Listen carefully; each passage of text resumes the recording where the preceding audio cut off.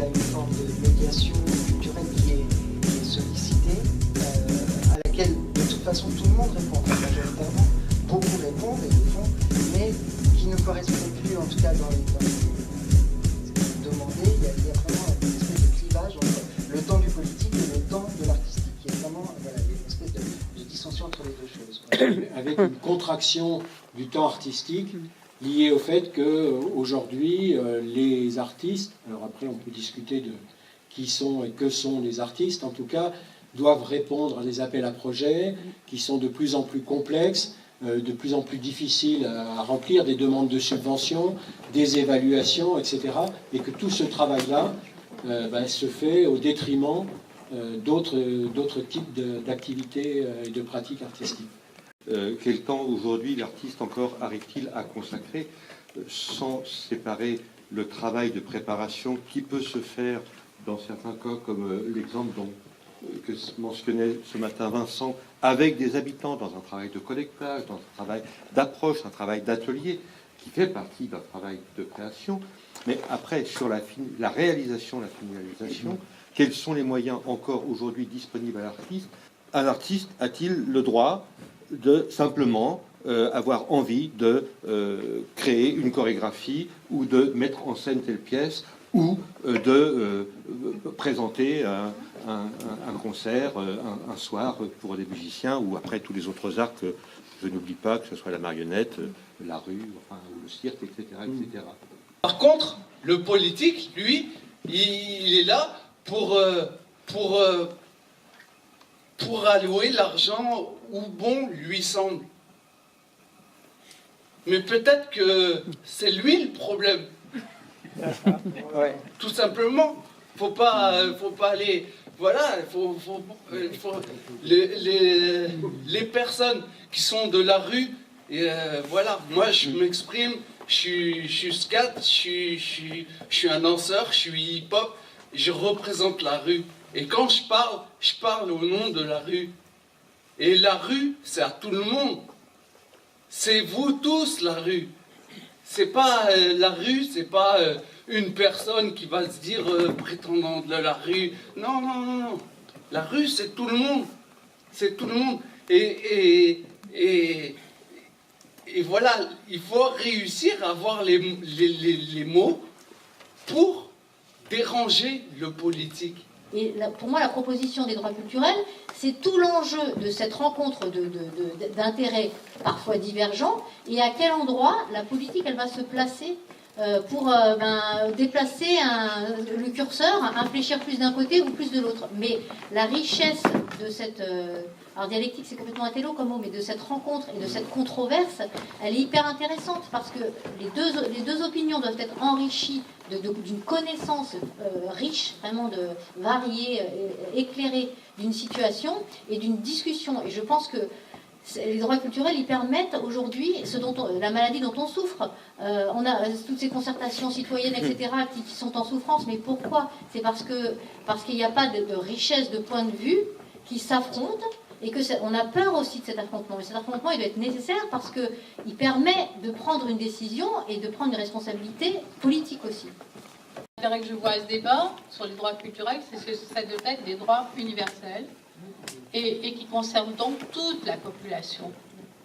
Or, il se trouve, mais peut-être parce qu'on est en avance, que tous les exemples qu'on a eus ce matin sont des exemples empruntés aux pratiques naissantes dans les quartiers. Ne nous enfermons pas là-dessus. Prenons-les comme des points d'appui importants et significatifs des combats à mener, mais essayons aussi de rassembler l'ensemble de la population sur ces démarches-là. Parce que sinon, on va créer des clivages et on va rester dans les pansements sociaux. Peut-être la vraie nouveauté, c'est que désormais, la culture entre de plein pied, après le travail précurseur de beaucoup avant, là désormais c'est une catégorie comme une autre. Avec la particularité très originale qu'un artiste pose toujours une question à la personne qui le regarde. Et toi, qu'est-ce que tu crées? Je suis un être humain comme toi. Je crée quelque chose. Et toi, quelle est la place de l'acte de création, de créativité, d'innovation. Les trois mots qu'on nous bassine dans toutes les politiques publiques. Ça veut dire que, pour moi, le message fondamental de l'artiste, c'est l'être humain est capable de créer. Tout le monde n'est pas Léonard de Vinci ou Marie Laurencin, mais on peut créer quelque chose. Et à mon avis, c'est à quel moment on fait comprendre aux catégories politiques, aux acteurs politiques, élus et associatifs et institutionnels, la population vivra bien et on traitera d'autres problèmes. Si on a cette possibilité-là, une personne va mieux, tout simplement. La culture entre dans le droit commun. Et voilà, quand on voit une campagne présidentielle aussi médiocre actuellement, dans un pays aussi cultivé que la France, on se dit qu'il y a un problème. S'il y a des hommes politiques qui sont totalement dans le paraître, qui s'achètent des costumes très chers, qui ont besoin de ça pour s'affirmer, c'est grave. Ça veut dire que la civilisation matérielle de consommation a gagné les esprits.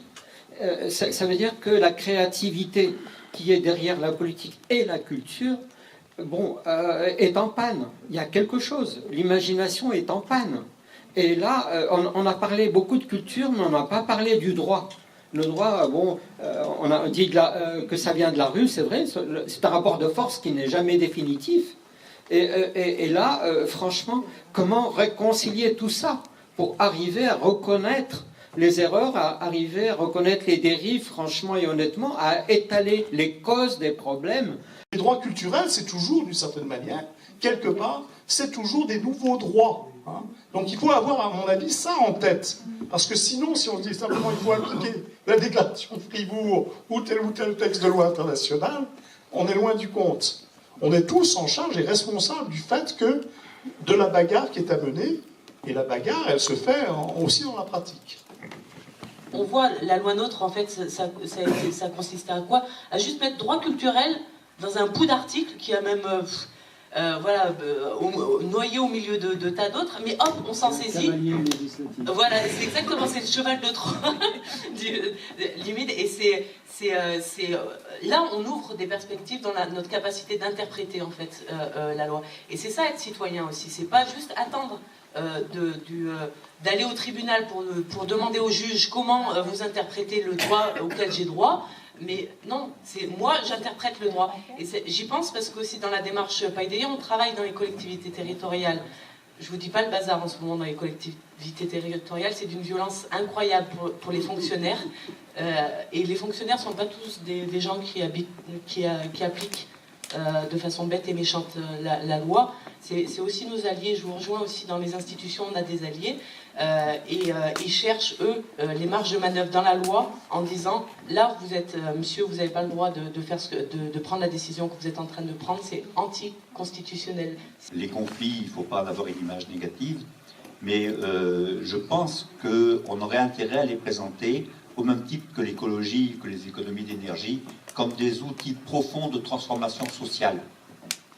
Je pense que c'est d'abord ça, une capacité de lutter contre la déliquescence de la société et de retrouver du sens à travers plutôt que d'utiliser le mot droit, les montrer, les démontrer comme étant des outils qui permettent d'avancer, de refaire avancer notre société dans un sens humaniste, je ne sais pas trop le terme, qui soit dans ce sens-là, se retrouve comment?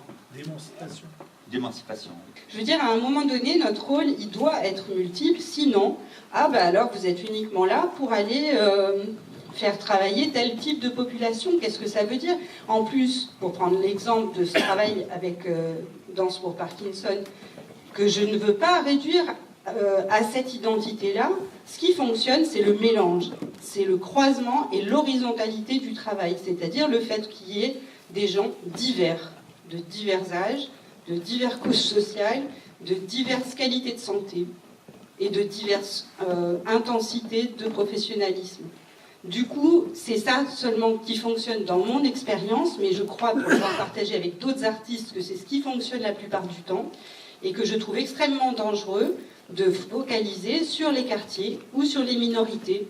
C'est très difficile d'amener les gens des centres sociaux vers les lycées pour qu'ils arrivent à comprendre l'institution. C'est peut-être l'institution qu'il est temps de remettre en question. Alors, au niveau des droits à la culture ou à la politique, c'est pareil. il y a forcément une transformation parce que c'est pas dans les quartiers qu'il est difficile d'avoir l'accès au droit, c'est partout en fait, et dans les centres sociaux on essaye, parce que là ça devient catastrophique, on essaye de donner aux gens l'accès au droit, que partout on a perdu parce qu'on est venu dans des tribus où le conseil de la tribu c'était facile à comprendre, on pouvait peut-être même aller écouter, c'était des hommes qui discutaient, la religion était dedans, tout ça c'était très simple et très accessible, quoi. Alors c'est mieux que ce soit, voilà, c'est mieux qu'on soit plus libre, sauf qu'il y a une sorte de monopolisation des institutions qui sont kafkaïennes, quoi. Voilà, c'est tout. Et qu'il y a effectivement une bagarre à conduire autant auprès des institutions qui depuis 60-70 ans ont trouvé une respectabilité, ont trouvé une reconnaissance à travers la thématique de la démocratisation culturelle, c'est-à-dire de l'accès aux œuvres. Ça n'est pas suffisant. Bien entendu, c'est important que cette référence à une histoire, à une mémoire, à des formes constituées. Donc il y a une première bataille, qui n'est pas une bataille des mots, qui est une bataille de revendication de ces droits culturels à s'exercer d'une manière qui reste totalement inventée. La deuxième chose que je voudrais dire dans cette bagarre de la démocratie culturelle, c'est qu'elle est du même ordre par rapport aux politiques. De même qu'on ne peut pas se satisfaire de la démocratie représentative, qui a été un pas en avant dans la démocratie, mais qui est extrêmement limitée, qui est limitée par le cumul des mandats, qui est limitée par le cumul dans le temps, et qu'il y a une démocratie participative qui reste à inventer. Il me semble que sur le plan de la culture, il y a cette démocratie de la culture qui reste à inventer, qui consiste à donner les moyens à chacun, en fonction de ses désirs, de son besoin de reconnaissance, de son besoin d'intervention dans la vie sociale, d'utiliser l'artistique. Mais la question de la culture telle qu'elle est faite, c'est qu'on a travaillé depuis 1960 sur l'offre de culture, l'offre artistique en général, et qu'on ne sait toujours pas et qu'on ne se pose jamais la question de ce que pourrait être de travailler sur une demande de culture dans les quartiers populaires ou ailleurs. C'est-à-dire que ça, on ne sait pas. C'est comme on ne sait pas faire de l'énergie renouvelable parce qu'on a consacré des milliards sur le nucléaire, et bien on a consacré des milliards sur l'offre artistique, et on n'a pas consacré de milliards sur la demande de culture dans les quartiers populaires ou ailleurs. Et c'est ça qu'il faut travailler. Et les droits culturels et la déclaration de Fribourg nous ouvrent cette porte-là de construction. Et je pense que les artistes qui sont intervenus ce matin nous offrent des voies. Personnellement, je les ai explorées depuis très longtemps aussi. Mais je sais que ça fonctionne. Je sais que quelqu'un qui participe à une création artistique, qui n'est pas un artiste ni un amateur, et qui est transformé, et que son après n'est pas le même que son avant, ça fabrique du citoyen. Et c'est ça qui est important. Et moi, je pense qu'il faut revenir à ces fondamentaux-là, tout simplement. Est-ce que les artistes, s'ils n'étaient pas obligés, par l'institution, ou par une subvention, ou par ce qu'on veut, est-ce que tous les artistes vont vouloir aller faire de la mission dans les quartiers? Moi, j'en connais plein qui n'en ont rien à secouer, mais ils sont super parce que c'est intelligent, parce qu'ils trouvent parce que on parlait qu'aujourd'hui, c'est vrai, je parlais ce matin qu'il y a une quinzaine d'années, la mission qu'on donnait pour un centre dramatique national, aujourd'hui, c'est la même qu'on donne à une petite compagnie. C'est exactement les mêmes termes. Pas plus, pas moins, il faut faire de l'action culturelle, il faut aller vers les publics, il faut faire... Mais en fait, pour moi, la culture est élitiste. Voilà, quand je monte un projet poétique, des fois, il n'est pas pour tout le monde. Quand je monte un spectacle pour enfants, c'est pas pour tout le monde. Quand je monte à quelque chose... Donc peut-être qu'il y a aussi...